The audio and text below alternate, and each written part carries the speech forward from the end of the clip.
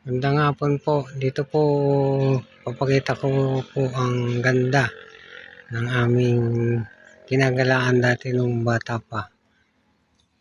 Grabe pong ganda rito. Dito po napakasimple ng buhay. Pero tahimik. Marami kang pwedeng maghanap buhay.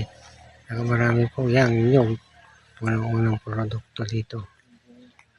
Yan po. Yan. Ganda po ng view. Kaya maraming pwedeng yan, medyo bundok po dyan. Yan po. Maraming pwedeng pakinabangan po rito. Hindi ka nagagastos, gagawa ka ng bahay. May libre na kahoy, pambubong. Yan po. Thank you for watching.